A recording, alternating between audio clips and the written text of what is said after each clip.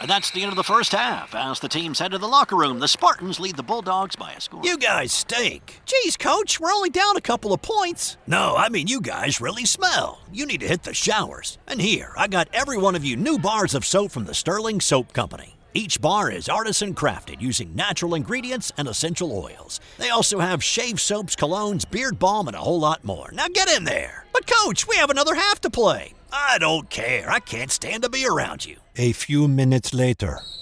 All right, bring it in tight. You guys are still playing terrible, but you're smelling great out there. Now listen, you're going to need to stock up for the rest of the season. We got a lot of tough games left. So go to sterlingsoap.com after the game. That's STIRLING soap.com. You got that? Yes, Coach. Great. Sterlingsoap.com on 3. 1, 2, 3. Sterlingsoap.com. This is our league, and this is your league. Broadcasting from the 55-yard line in Japan to the shores of the Great White North and everywhere around the world on Gridiron America Radio and the Sports History Network.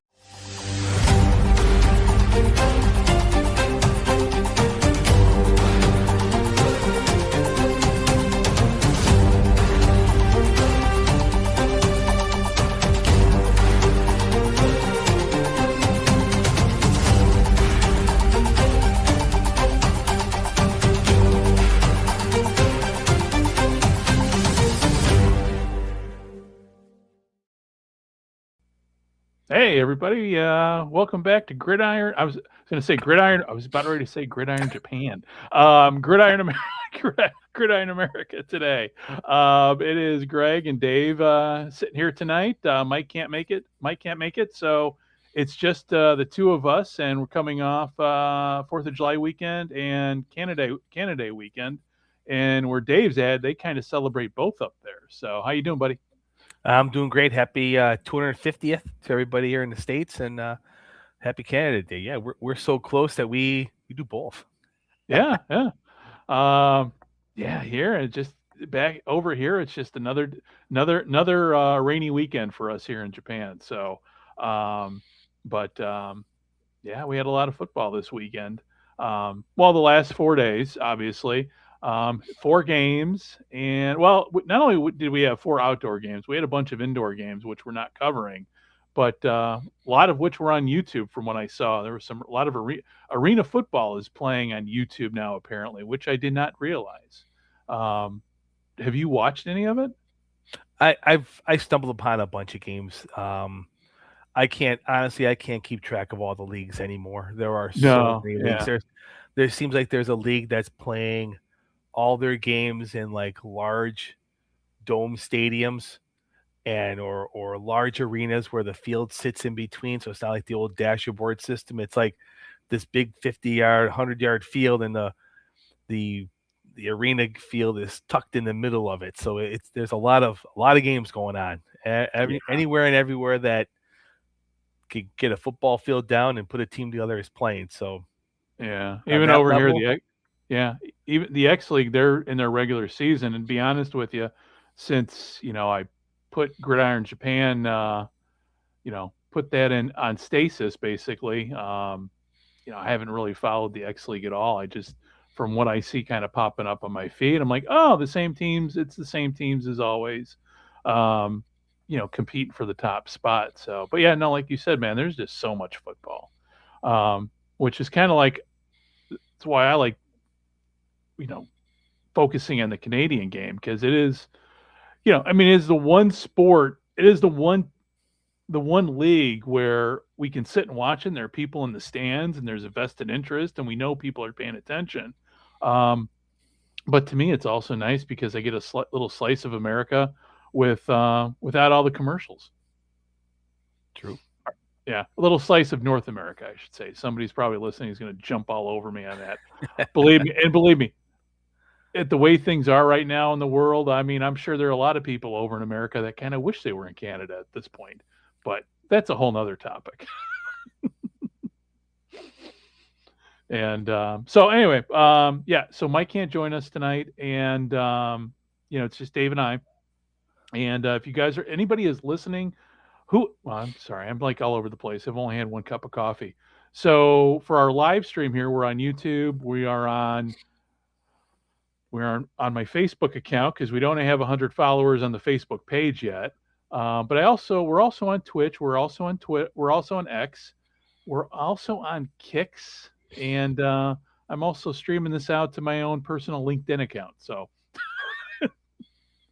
we're kind of all over. So the technology, I'm figuring out the technology on my end with the new service we're using with Streamlabs, and so far it's worked. The only time it hasn't worked when I needed it to was the time after one of our episodes. I got kicked out of the studio and couldn't be let back in. It just was Dave and Mike hanging out. So that's where we're at with everything. And but yeah, going back to what I said, we had a lot going on this week with football, and last week I made it like a handy dandy PowerPoint slide that I didn't know how to put up on the screen. I think I've got it figured out, so I'm going to try it now. Okay, so let me go to share slides. All right, upload. All right, well, let's see if this pulls up. Okay. For those who are listening on the podcast, I will make this PowerPoint available as part of the podcast in the podcast liner notes. All right, processing. So we'll give it a minute here before it pops up on the screen. So Dave, we'll start off, I guess, with the first game with the Argos and the Rough Riders. Stampeders. Was it the Stampeders? Jeez, yep. I told you I've only got no worries. But here's the thing. My simple highlight or overlaying experience of this game is if you got up, you obviously missed some scoring. Because there were lots. Calgary won 58-36. You had an unbelievable career day by Vernon Adams Jr. You had Chad Kelly throwing 4 more touchdowns, 2 more interceptions. An odd stat that I picked up that I enjoyed: 27 penalties were called on the day, and almost 1,000 yards of offense. So it had a little of everything. It was. So we're talking about week 4. Obviously, our show says week 5, but we're reviewing week 4. But yeah, like you said, man. And this is the handy dandy PowerPoint that I've been working on. Nice. So yeah, 58-36. Calgary over Toronto, and I mean, a couple things here. First of all, Toronto had no defense at all. The defense did not have a good day, to say it politely. And the thing is with this game, I know at the beginning of the season, nobody was really talking about Calgary, but now I think people are going to start talking about Calgary because Vernon Adams Jr. had a hell of a game, man. 6 TDs and he ran in for 1 TD. Yep. He's if I remember correctly, if I read it right, he's the 5th quarterback in CFL history to throw for 400 yards, throw 6 touchdown passes, and commit no turnovers. So, yeah, wild. But it was entertaining, and this is CFL football at its finest. You don't. I've never paid money to come watch a CFL game to see defense, so it was highly entertaining, and the 94 points was amazing.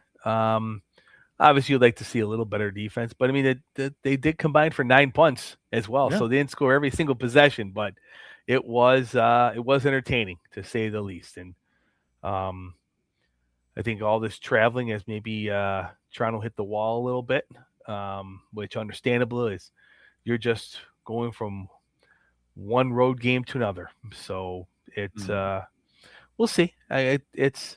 It's going to be it's a long season with other things that happen in other games along the way. So 2-2 for both Toronto and both Calgary early into the season. Like I said, even with everything going on, if you would have told Toronto fans after 4 games would be 2-2, I don't think there'd be a person that wouldn't have taken that record.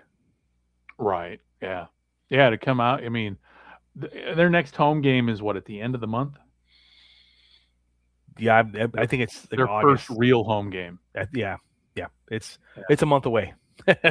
Yeah. So if they can come out of this, the first part of this season with at least a 500 record, and still be in playoff contention in the East, then it, for Toronto, it's still a win no matter what.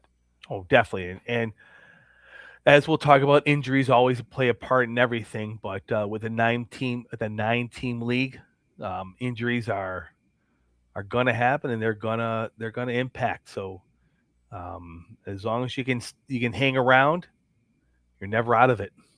Yeah. Yeah.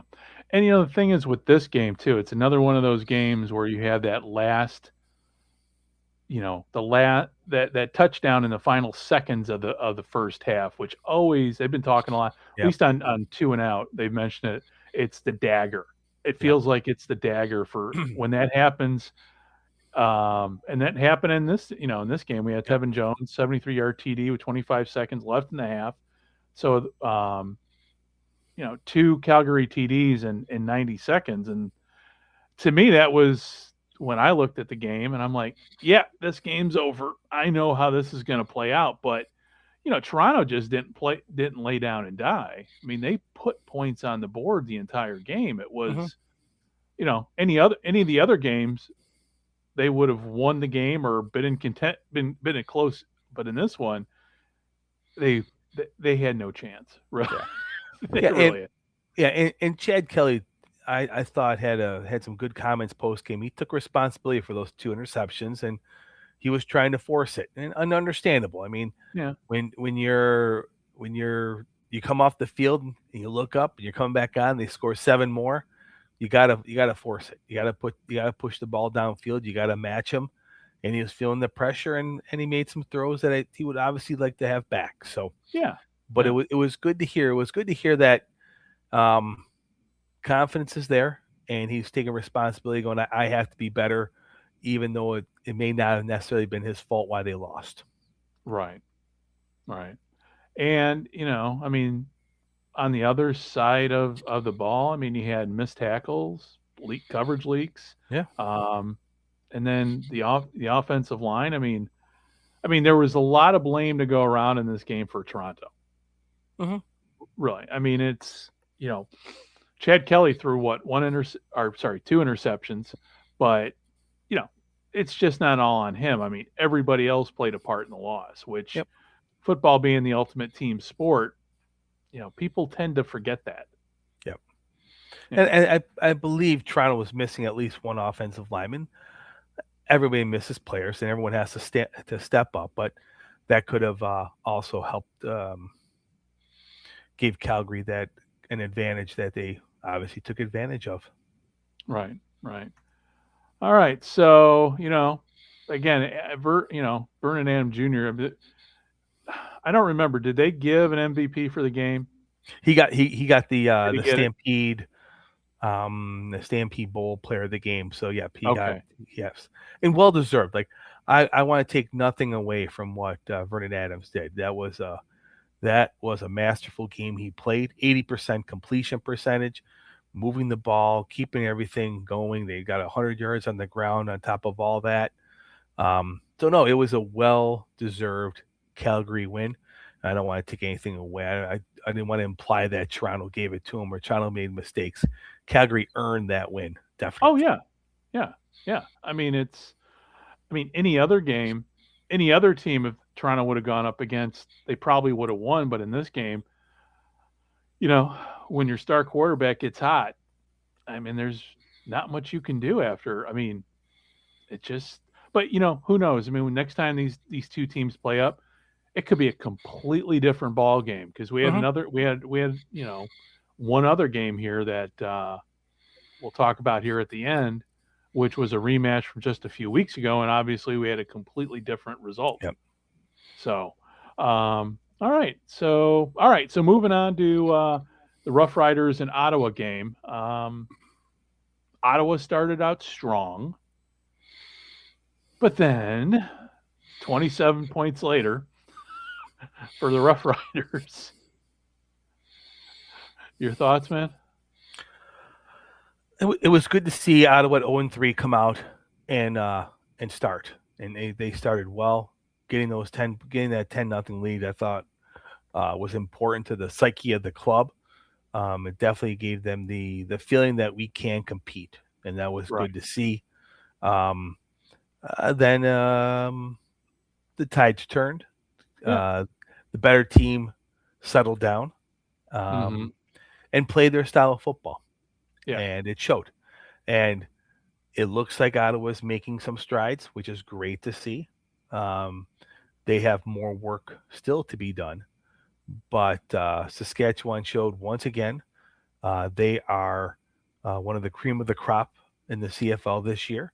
And just they muscled their way to a very impressive road win. Yeah.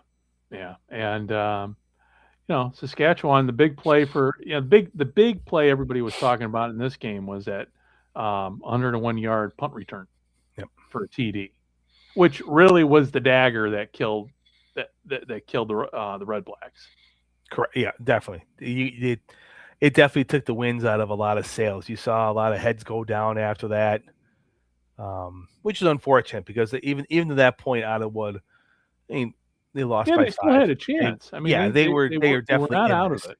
Yeah, they were not out of it. But it's the defending champ. So Harris had 18 completions, 243 yards, 2 TDs. Let's see, and then he passed Tom Clements for 12th in the CFL career passing yards.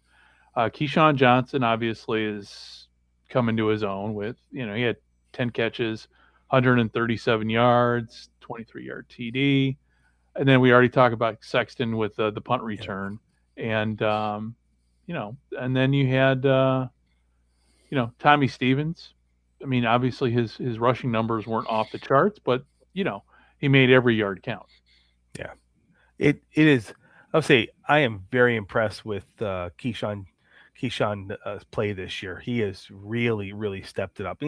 He was obviously a good player before this, but it seems like he stepped his game up to even a higher level this year. It's great to see. He's been a great target for these first 4 weeks for Trevor Harris. It's great to see.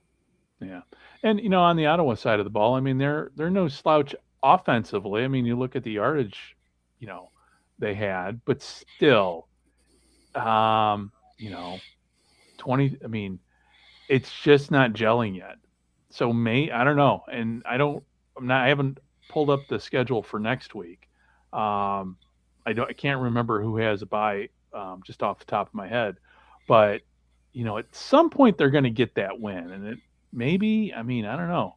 If when they do get that win, hopefully it's a big win. Hopefully it's a statement win. Because they're not out of it yet. They're still in play. I mean, they still could win the division. We've got a lot of football to play. Oh, yeah. BC has to bye next week, and Ottawa goes to Edmonton. Okay. Well, yeah, that's right. I do remember that now.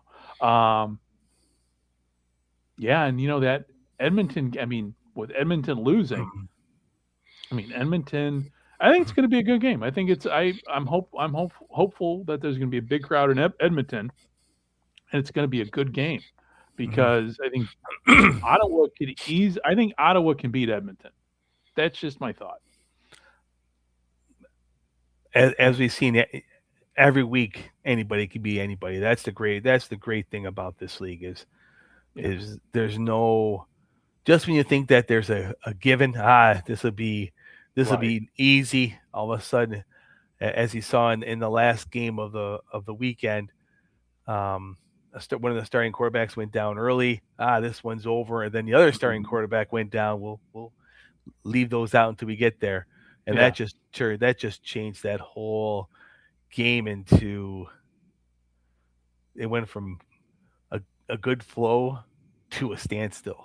Right. Yeah, and we're at that part of the season where things are starting to change. We're going to start seeing changes. I mean, the thing, every CFL season starts the same way and ends the same way. Yep. With a whole different cast of characters ending the show. Mm-hmm. It seems like. So, but going back to, like I said, Ottawa, I mean, they were no slouch on offense. I mean, they as the numbers show, I mean, they had good stats. It was just that final stat on the scoreboard. Yeah. Didn't go their way. Let's see here. Talk about special teams. So you had an A.J. Allen's interception on the opening drive. Jake Mayer this is Ottawa was clicking at the very beginning of the game. And then, we talked about on the other side of the ball, the punt return TD. And, so, I mean, both teams seem to be evenly matched in this game. And even as, you just taking a look at the box score, only 5 points separated both teams, and Ottawa came out swinging, but then, after getting those first 10 points, Saskatchewan came back. I mean, Ottawa was only able to muster what? Let's see, 3. The math is off here. Hang on a second here. Yeah, 12 points the rest of the game. Okay, yeah, I'm looking at my screen here. I'm like, oh, that's not a 0, that's a 6. So, because I'm looking at a smaller screen than you are right now.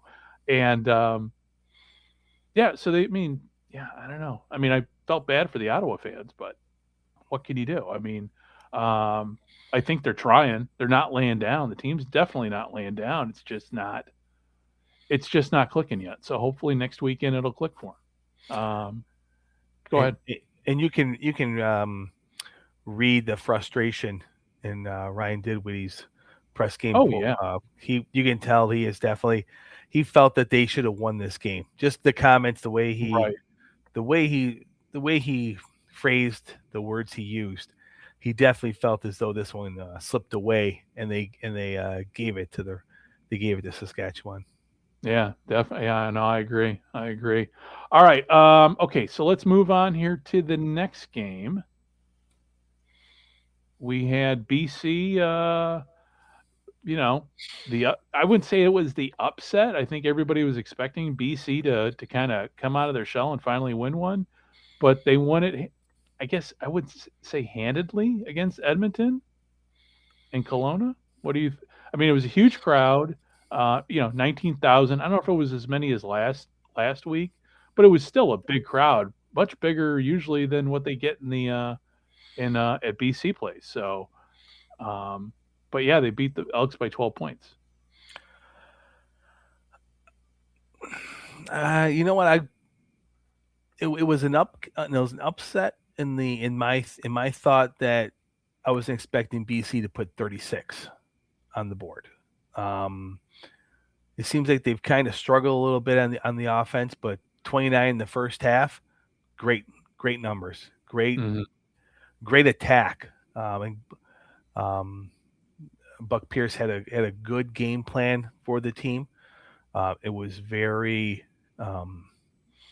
a good mix up of running and passing, and then I think that allowed them to really keep the ball moving down the field, and I think that really helped Nathan work. I mean, 67% of second downs they made in the game. That's just incredible. I think that really kept the pressure off, where they weren't having. It wasn't 2nd and 7. There wasn't where the defense can sit back and just wait for that pass or flood some zones on Nathan Rourke. So it was good to see. It was.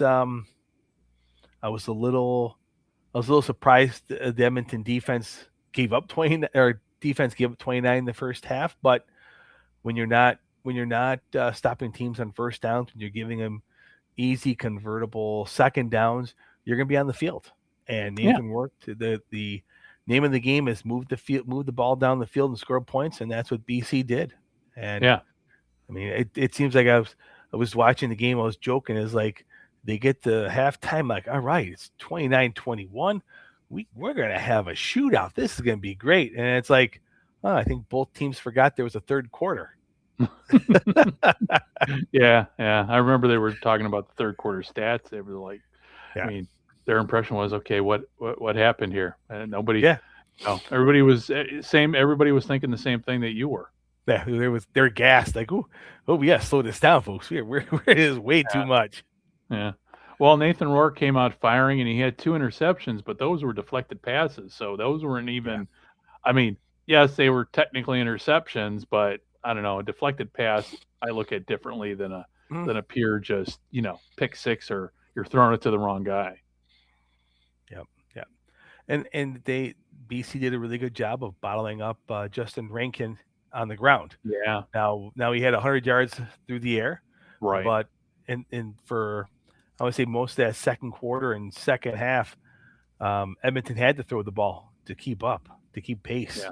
I was surprised by that too. I mean, because they had him on in the pregame show, and I think I can't remember who was the pregame show the night before. I think it was the night before. It was obviously the day before.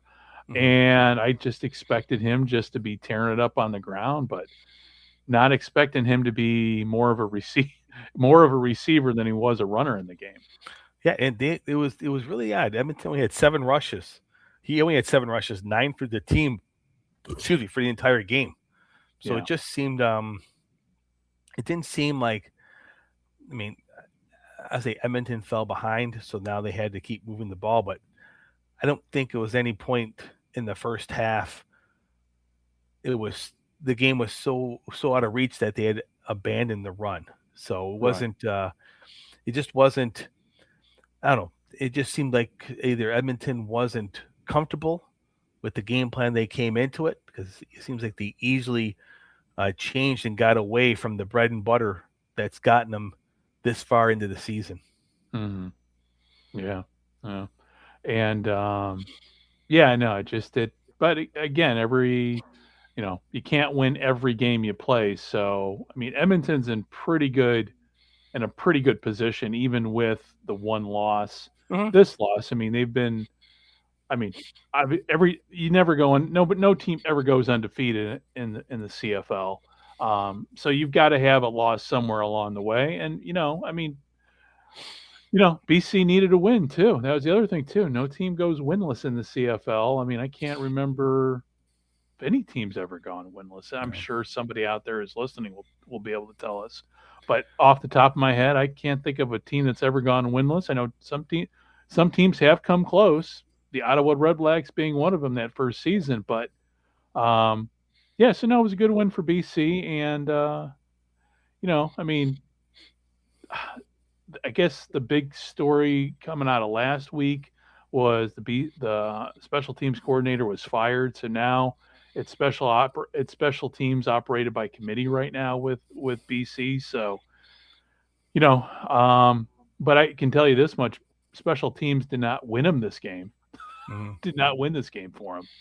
So I think the only time we talk about special teams is when they lose it for you. So true. See how it works. Yeah. All right. Let's see. And then, on the Elks side of the house, Cody Fajardo had a great game. I mean, I wouldn't say great game, but he had 3 touchdowns, but then he was balanced out by 3 interceptions. In terms of the people that caught the ball, you had Austin Mack. He was 8 for 141 yards in a TD. Going back to what you said, the Edmonton from the previous week didn't show up this week, really. Yeah. No, they did not. But like you said, it's really tough to go undefeated. So there's going to be some stinkers along the way, and I mean, Cody Fajardo had just short of 400 yards passing. So it was a 51. I think he had 51 passes completed in the 30. So it was minus the interceptions, a good day. But it seemed like BC did a really good job. Like I said earlier, BC did a really good job of getting them out of their flow, which got them into that passing, which that's just not who they are. That's not Cody Fajardo has never been a quarterback that's going to go out there and win that game slinging the rock around. He needs that running game to set up the pass and to keep the ball moving. And so we'll see. They play Ottawa next week. Should be interesting. BC has their bye week, and I know you showed that graphic up a couple of minutes ago, but really nice game by Xander Horvath. I actually picked him up for my fantasy team, and pretty much the reason I won is because of his game and because Justin Rankin did not have a good game. I didn't get in on that fantasy this year. Not even thinking about it. Now, with the fantasy league, are you just in a generic league, or are you with? I'm with the guys from 2 and Out. Oh, okay. All right. Yeah, because they were talking about their fantasy league. How many people are in the 2 and Out league? The problem is it's because there's only 6. Really? Yeah, because the way there's only 6, so there's basically 2 6-team leagues, and they basically sent this message out, and I jumped on it, and it's like I think within like 13 or 14 minutes, all 10 spots were filled because there was basically they split each other up, so they each have their own division, and 5 people got in. So so there's only did that because of what happened was because of the World Cup this year. There's so many weeks with just 6. It started with 6. You couldn't really have more than that because you didn't have enough players. Right. And what they did is it's gonna be really interesting to see. And now with the injuries, this is where it's really gonna play out. They're allowing you for the quarterback position to also flex it.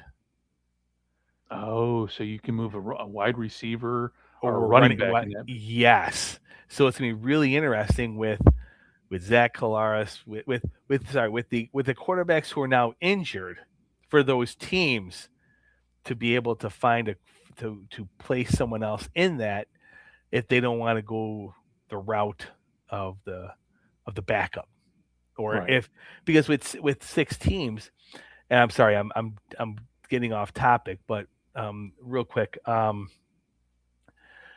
in the draft you're allowed to draft 1 kicker and 1 quarterback.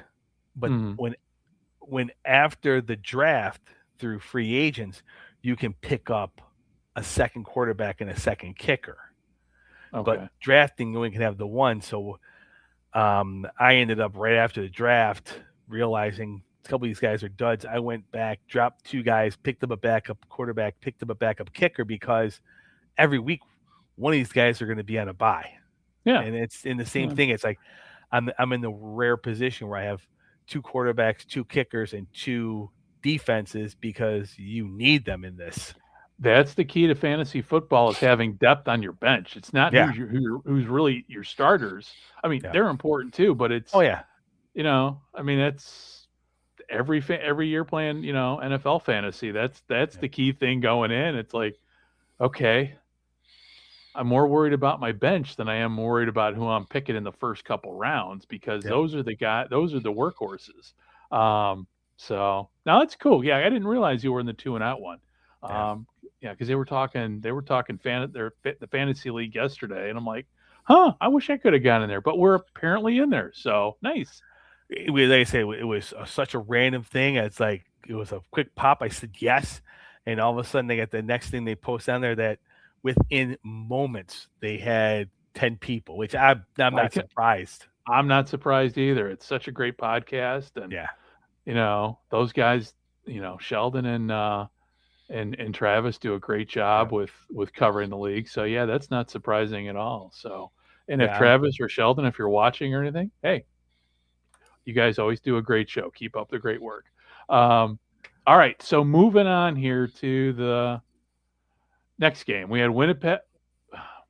Wait a minute. Did I miss a game here? No. Okay, wait. Well, I can tell you, it's morning time here, and I've only had 1 cup of coffee. So I'm like going through. I'm like, wait a minute. Okay, so for the final game, and this is the one that's, everybody's talking about. Yep. But Winnipeg 14-13 over Hamilton. The big story of the game. We can sit here and we can talk about all the stats and who did what, but there's only really one story of this game, and that's Bo Levi Mitchell breaking his ankle. Yep. That's so unfortunate. I've been reading online, so many fans, regardless of what team they follow, just to see the injury like this happening to him. Obviously, if you're a fan of the other 8 teams and you're not a fan of Hamilton, you want to beat them on the field, but you want to beat them with their best players. So right. It was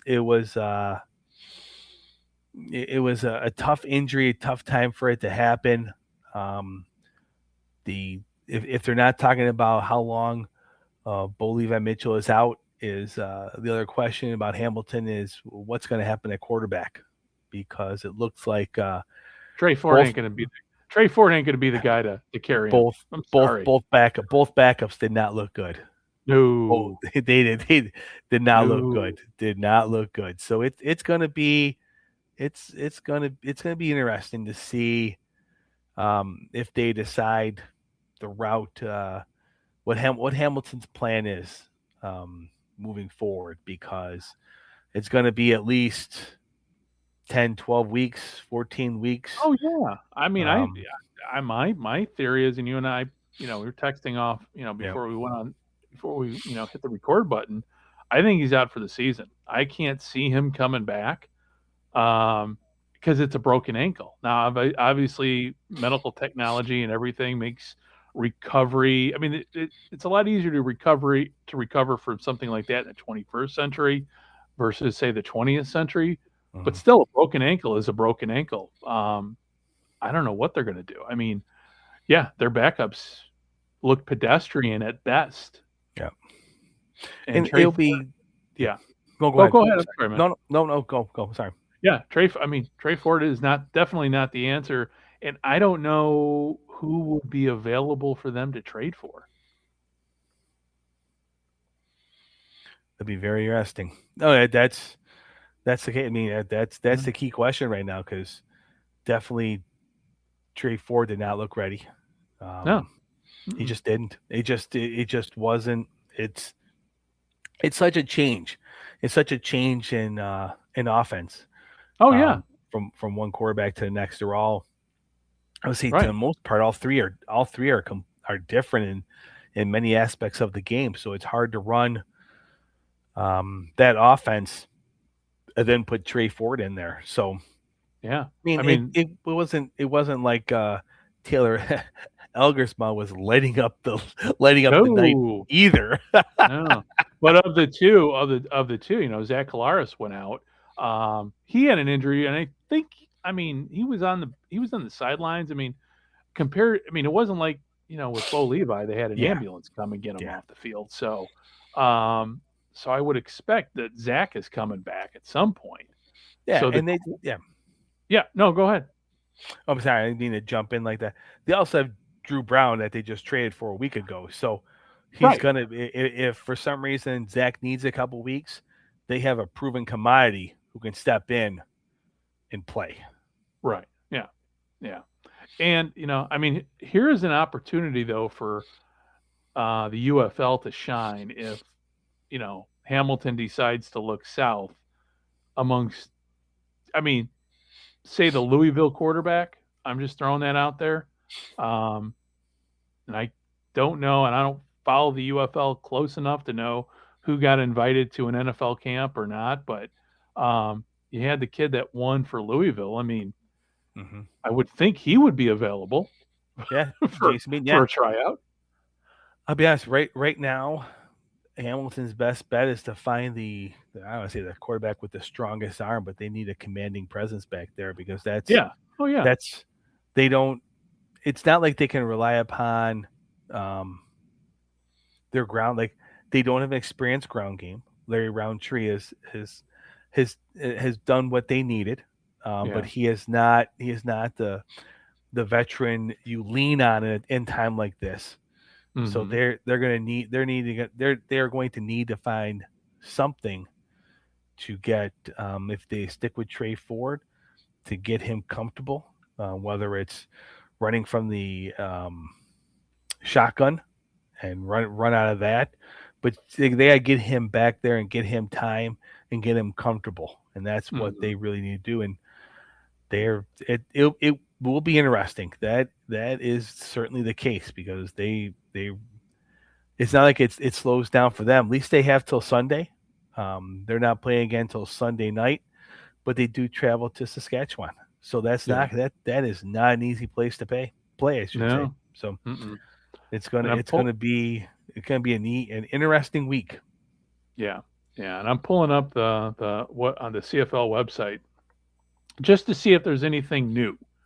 And just that he underwent successful ankle surgery this morning, is in good spirits.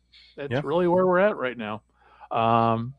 So yeah, I mean, talking about the rest of the game, I mean, the momentum of the entire game changed when both quarterbacks got injured.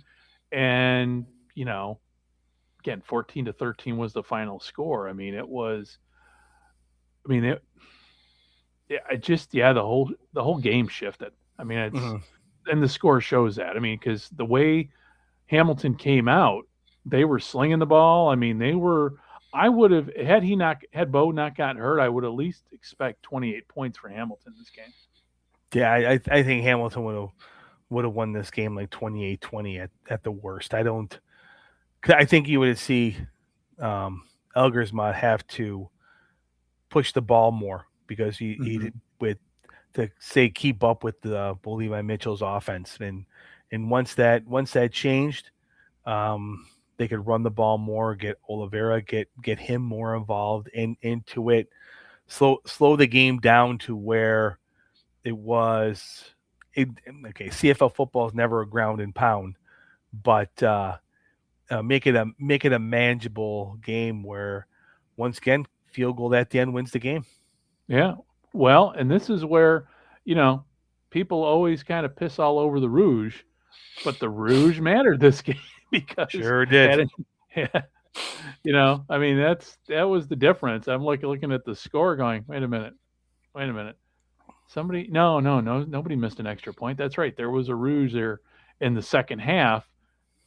I mean, it just, with the star quarterbacks out, everything changed, and it just became a game of, hey, let's not lose this game. Mm-hmm. Both teams played not to win, but not to lose.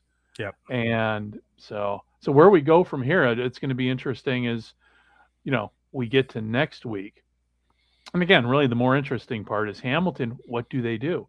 Who could they get? Who could they bring in to have that command presence be, at quarterback? I don't know. I mean, all the big names are playing for somebody. Yep, and they don't go on a bye for. They're playing the next 3 weeks, so they don't go on a bye for close to a month. Yeah, so either Trey Ford's got to step it up and figure it out, or it's going to be a long season in Hamilton. Yeah, of mediocre football. I mean, that's just my thought. So, you're right. You're right. You're definitely right. There's no easy answer. So yeah. All right. So we covered all 4 games. Again, as we were going through these slides and everything, and me with only 1 cup of coffee, like, wait a minute, thought we missed. Oh no, we didn't miss a game. So, thought maybe I had some of my slides had fallen out or something. So, all right. So let's look forward. Let's look ahead to next week here. So we got next week is week 6 going into week 6. Or is this week 6? It's hard to, this is week 5. How I've done all the slides for our YouTube video and our titles and everything kind of throws me off, but we're wrapping up week 5 and now we're going into week 6, but we also had to cover.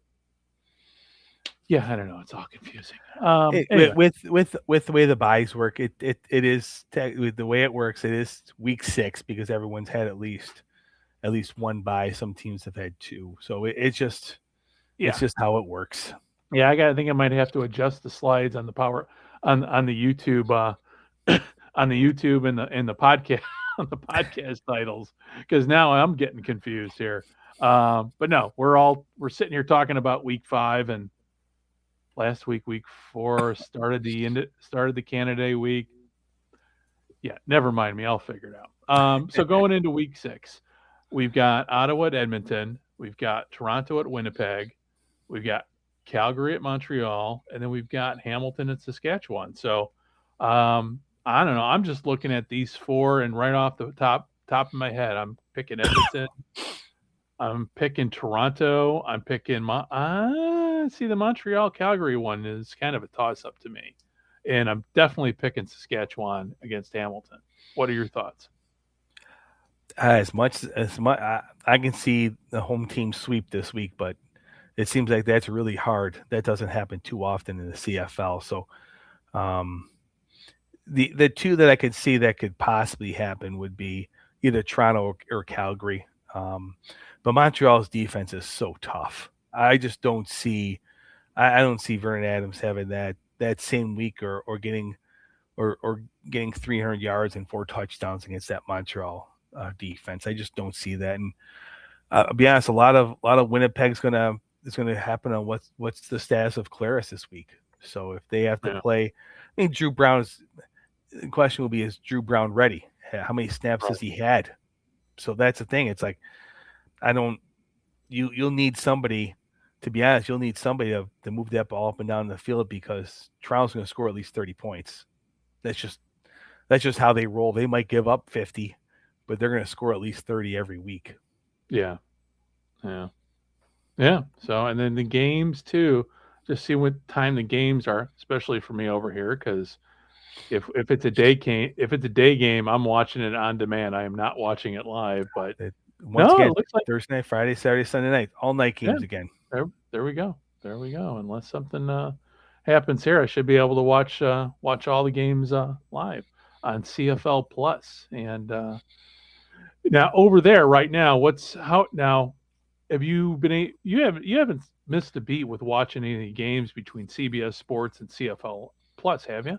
Yeah, I have not. It's heavy CBS Sports Network early, right. And it's been like one game a weekend. Like the Thursday night game will be on CFL Plus, and then the rest of the weekend will be on CBS Network or CBS Sports Network, and they'll go like that for a little ways till about August. And then once you get to college, once you get to the pros, you might get one game a weekend at best on CBS Sports Network. And then towards the end of the year, it's all CFL Plus, but then they might spatter in one game or two. Yeah. It's just tough with when once we get going towards the end of the season with the NFL schedule, they're with their how much money they pay for that. Well, which kind That's of their focus, which begs the question going into next season with the TV deals. You don't have access to DAZN in the States, do you? We do. We have it, yes. Okay. But it's for us here, honestly, if you're not a fight fan, that's pretty much what it is here in the US. It's all fights. You might get some cricket. They do have like a free package, but it's nothing of significance.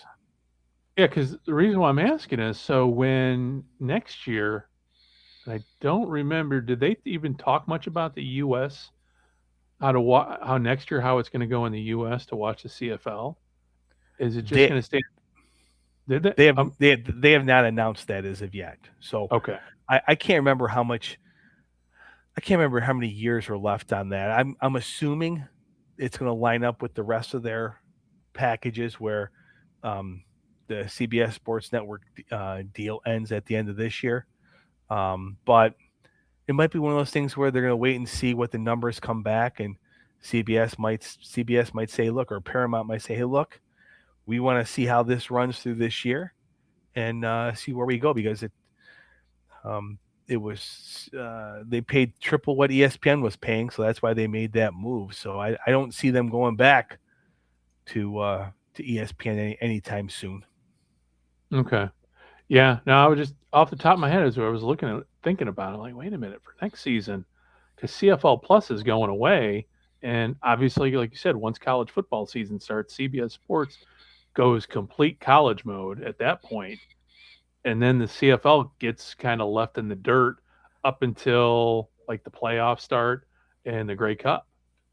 I'm curious if that's where the YouTube portion of this deal really takes place. I know they were talking about when they announced it that one of the things with YouTube is they're going to do a lot more features, a lot more storytelling. But I'm curious if if that's how if that'd be one avenue that they utilize that for the U.S. network or for the U.S. audience. But I'm not sure. I'm just not sure if there's a way to break that out. Is it YouTube America, so it's not YouTube where you are because you have to get the zone?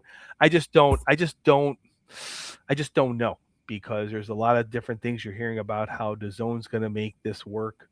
There's reports that it's going to be part of the NFL package. There's also reports that, and this has not been verified, but I've heard that the Saturday night game on the zone is potentially being offered free to Canadian viewers for the first year. Okay. Yeah, that would make sense because, I mean. Yeah. So it just, but there's got to be a way. There's all this money on the line. There's got to be a value for whoever's going to be producing this game. So I just don't know. I just don't know outside of North America what those numbers are going to be. Right. I don't see someone in Poland or England or Scotland buying the CFL package. Yeah. Well, the only ones I could see are the ones that work at the embassies. But you know what I mean? But I'm just saying, like, for the money that they're paying, there's got to be something on there. There's got to be some meat on the bone that they need to get back. Right. I agree. And being over here, I mean, there's a lot of Canadians here in Japan. I mean, I can think of in terms of CFL fans, I know at least 4 off the top of my head. So, how they work it with this, excuse me, how they work it with the zone. I've got the zone. I got the NFL package with the zone. I'm set watching it. So there's not going to be, I'm not going to miss a beat here, but over in the States, seeing the States too, is the major international market for the CFL. I'm sure they're going to figure it out. But I mean, they had a great thing going with ESPN and everything, but what they were getting for that rights deal was like in the hundreds of dollars, I think, if I remember, if memory serves me correct, from when Randy Ambrosi kind of hinted at. It's like, we're not getting much. So I heard the last year the deal was $1 million, and CBS offered $3 million. So they went to CBS. So that's the thing. It's that just shows you how things have changed. So if that's true, and CBS Sportsnet is paying $3 million to get 30 some games, the deal of the century for them. Oh yeah, because they're doing they control the ad space. It's just it's for the cost of content today. That's one of the best deals made. Oh, that's a steal. And that's $3 million over how many years? I mean, I thought it was like three. I thought it was $3 million a year. Okay, all right. Yeah, I didn't. Yeah, I know that's what the internet's for. I'll have to go and take a look. And it's tough because there's no real. Even the announcement is, terms there. The priorities have not released the terms, but different things you hear and listen to and speculation. Same thing with this latest deal. It's never truly announced, but there's enough people who hear enough things where you get a good value where you know it's around a certain value. Right. And also too, with all that you got going on, you got, is the field going to change, or maybe it's not going to change now? Are we going to have a 10th team announced at some point in Quebec City? I would assume, I think that's coming by the end of the season. They're trying to figure something out for Quebec City, because, I mean, it's the largest city in Canada that doesn't have a CFL team. So to me, it's kind of like, okay, and they like football there, and they don't have a hockey. They don't have any pro sports to compete against in Quebec City. So, all right. So we've talked CFL.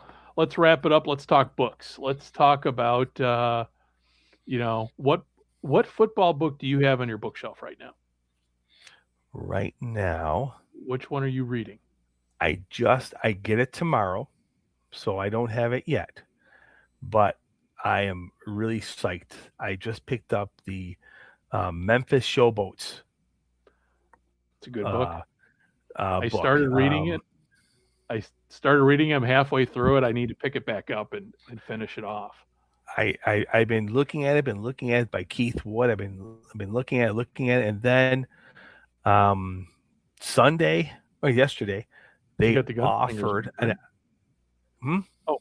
then you also got the Gunslingers one too, right? Yes, I do. But okay. So the Showboats book, I got an offer yesterday to take $11 off the printed book. Oh, okay. So I'm like, I wasn't planning on doing that, but it made the printed book cheaper than the Kindle book. Nice. And you have room for it. Yep, and I get that delivered tomorrow. But that Gunslinger book was good. I'm not sure if you had a chance to check out the podcast yet, but that was a really good. That was really good. You're talking about Good Seats still available. Tim Hamlin's interview. Yeah, but Tim's always got great interviews with authors. And I have to say, since I finished the book on the 1964 Bills, I am currently reading a non-football book. I apologize. I know how you feel. I've got it sometimes. I got to switch gears. I can't go all football all the time. I got to switch gears. I'm reading Bret Hart's autobiography, Hitman. Oh, okay. So, it's really good. I have to say it was for someone who a lot of my childhood watching on television. It's been a good read. Talking about wrestlers, who I would love to read a biography on. And maybe somebody's working on it, but it's a biography on the Macho Man, Randy Savage. Oh, yeah, he was from Chicago. Oh, that's right. Yeah, he played. I think he went to Downers Grove North or South. But there's this, I guess he had their. I think it was the Independence Day parade at Downers Grove. They had. I just saw on Facebook that he had a float or something. They had a float for him. So that's awesome. So to me that and. Yeah, but no, I'm like you. Sometimes I just got to switch gears. Can't go all sports all the time. I got to change it up a little bit. So I did finish up The Lost Super Bowls by Tom Danyluk. That was okay. That was good. It was a good book. You don't have to read it all at once because, each lost Super Bowl, you don't have to rely on what happened in previous chapters to follow along. But that was good. But that was one of those that was for free to read on Amazon on Kindle. And I just finished, and the other one I just finished up yesterday was Mike Florio's Big Sheep. I did get that. I've not opened that up yet, but I did get that. Yeah, it's an easy read. It's good. It's a good cautionary tale. And he does a good job of weaving the NFL in there without opening up for a lawsuit by the NFL. I think he only mentions the word NFL once in there. But, it's really good. It's a good cautionary tale about gambling and where we're at. He sets it in kind of like the near future because they talk about a 20-game schedule, so which I thought was interesting. But it's fiction. But like I said, he's talking about the NFL without him really mentioning it. And in the end, you can see that this might even be happening now with the main character. The main character is a quarterback, plays for first he played for the Raiders, then he played for the Ravens. They don't use those team names in there, but and it has to do with a third string quarterback who thought he was going to make a quick buck and realized he got more than he bargained for. And so that's what I just wrapped up. And now the one I'm currently reading is There You Have It, the biography of Howard Cosell, which so far about chapter and a half into it, pretty good. And anything about Howard Cosell, I jump on because he's probably the most fascinating character out from the NFL, sport, the most fascinating character in sports of the 20th century, at least to me personally. So that's it. That's what I got going here. And so with all that said, as we wrap everything up here, hey, if you're looking to find us, we're at gridironamerica.net, and you can find us on X at Gridiron AM Radio, and pretty much everywhere else at Gridiron America, and our YouTube page is Gridiron America TV. But just type in Gridiron America in your Google search bar, and we'll come up somewhere. I did that the other day just to see how quick you could find our stuff. So yeah, type in Gridiron America or Gridiron America TV. It'll go right to all our links. And we are on the Sports History Network. So if you're prowling around, if you find us there, check out the other podcast on the network. We've got our other podcast, the What If, the alternative sports history show. That's going to be coming out at some point this summer.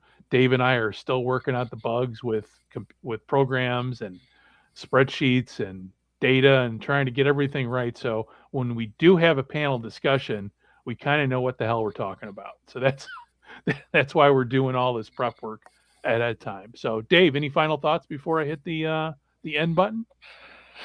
I'm really looking forward to the What If that we started off with. Yeah, I'm not going to give any information on it, but it's pretty exciting, and stay tuned. Yeah, definitely going to give people food for thought. So, but yeah, it's taken us a little while because we got to perfect the software that's going to help make our case for or against whatever position we put out there. So, all right. So all that said, hey, thank you very much for tuning in. And Mike, if you're listening or watching, we'll see you next week. Take care, everybody. Bye-bye.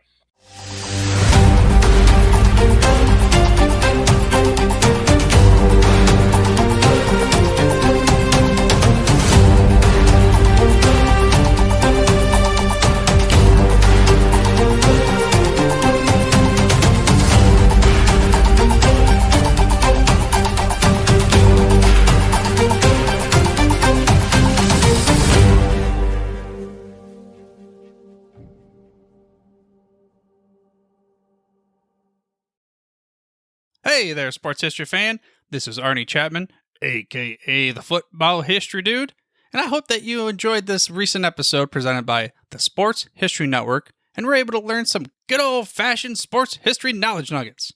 I started the Sports History Network back in 2020 with the mission to help podcasters find a community of like-minded sports history nerds, as well as helping aspiring podcasters to start their own shows.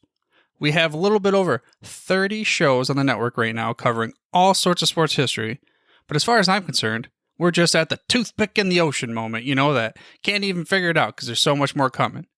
We wanted to create the ultimate headquarters for sports yesteryear, starting with Podcast Network and our website, but we're going to continue to move into other mediums as well. And here's the cool part, because we want you to be part of our team.